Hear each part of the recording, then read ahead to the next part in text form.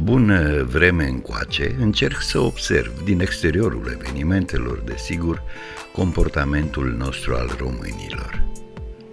Și bineînțeles, ajung la oarece concluzii care, dacă nu au alt merit, cel puțin sunt rezultatul unor observații lipsite de patimă. Și mă refer inclusiv la patima teatrală, unde de altfel sunt pătimași, de ce să nu recunosc. Soarta a făcut să am parte de a intra în domeniul acesta în contact direct cu oameni realizați, consacrați, unii ocupând posturi în alte funcții de răspundere, poziții decizionale, adică persoane ce se bucură de oarece notorietate, de autoritate, de influență, de prestigiu. Și asta pe drept cuvânt, adică pe valoare dovedită, pe muncă și pe talent. Am întâlnit în același timp și nulități cu pretenții care s-au cocoțat înspre vârful piramidei datorită șansei sau conjuncturii, adică s-au aflat unde a trebuit, atunci când a trebuit. Fără pretenția de a discuta despre calea spre succes, asta pentru că nici nu mi-am propus așa ceva, constat în practică două tipuri de reacții antinomice, la fel de exagerate vis-a-vis de cineva împlinit.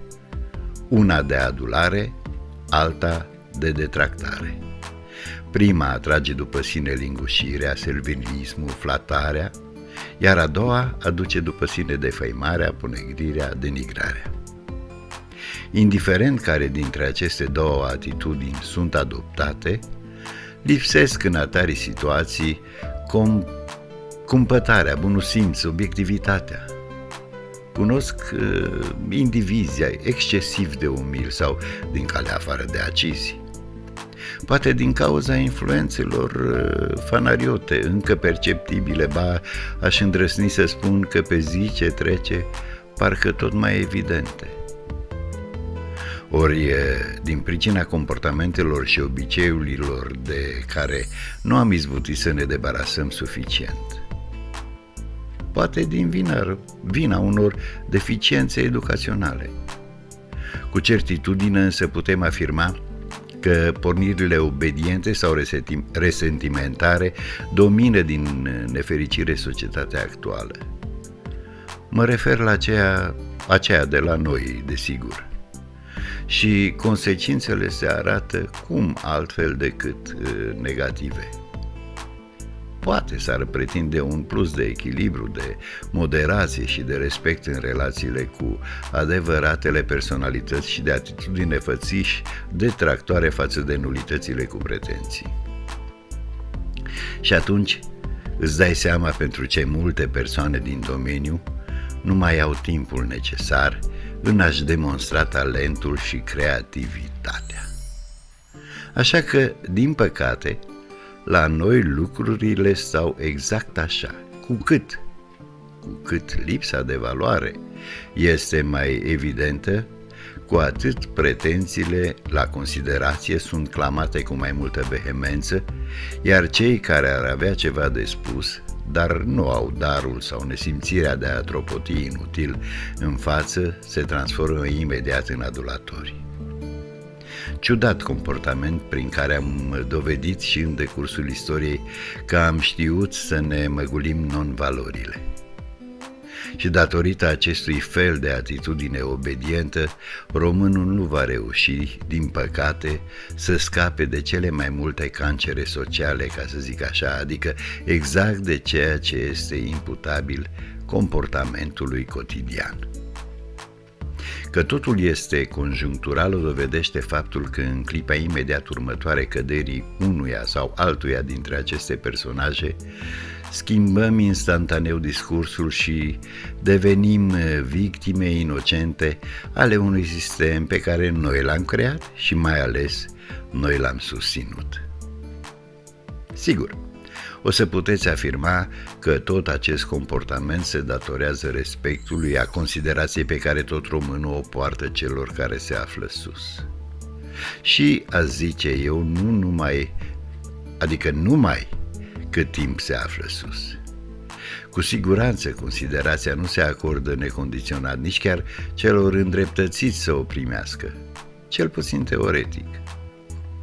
Asta, după cum nu se pretinde, ci se merită. Trebuie dobândită și mai ales trebuie probată constant.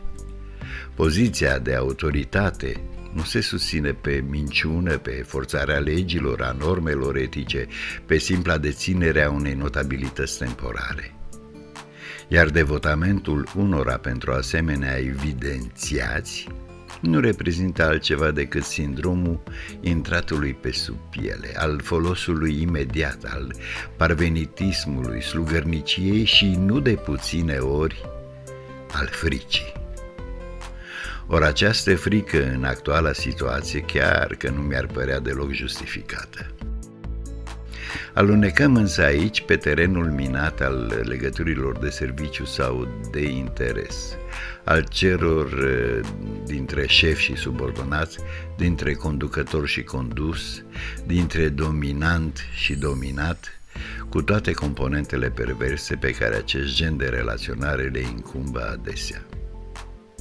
Puteți să spuneți pe drept cuvânt că orice afirmație, pentru a părea serioasă, este normal să se refere la cineva și la ceva anume, respectiv la un dominant și la un dominat, sau mai mulți. Suferim de dorința de personalizare, ca și cum faptul că fenomenul ar fi generalizat nu ar avea nicio relevanță și afirmăm fără nicio justificare că alminteri totul rămâne un simplu simulacru de polemică, o tentativă de blamare pur teoretică nejustificată, un fel de tras cu tunul după ciori. Așa că prefer ca de asta dată să rămân la considerații generale, pentru că ceea ce citesc, ce văd și ce aud zi de zi mă surprinde și dezamăgește de fiecare dată. Iar a repeta și reproduce aceste lucruri în acest context ar face să roșească de rușine și biata hârtie nevinovată.